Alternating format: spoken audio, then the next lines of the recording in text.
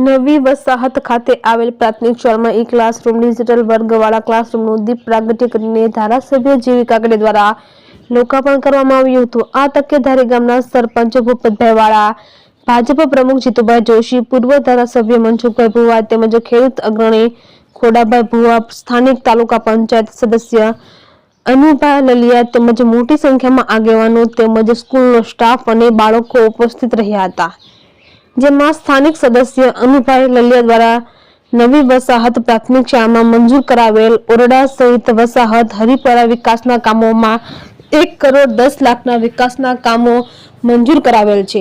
ત્યારે લોકોએ પણ સ્થાનિક સદસ્ય અનુભાઈનું સન્માન કરેલ હતું। રિપોર્ટર સંજય વાળા, ધારી। પ્રાથમિક શાળાના જે ઓરડાનું આજે લોકાર્પણ કરવામાં આવ્યું છે, શું કહેશો?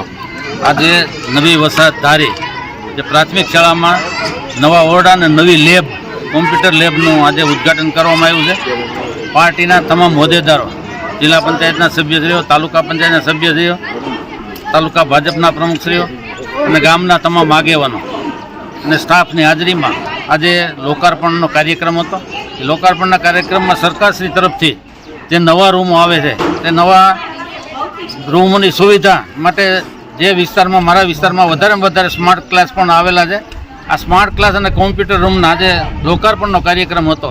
સરકાર તરફથી વધારેમાં વધારે મારા વિસ્તારમાં નવા ઓરડાઓ, નવી સ્કૂલો બધું જે આપવામાં આવ્યું છે એના લગભગ કામ પૂર્ણ થવાના આરે છે।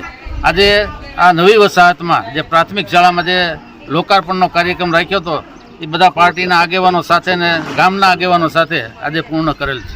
સર,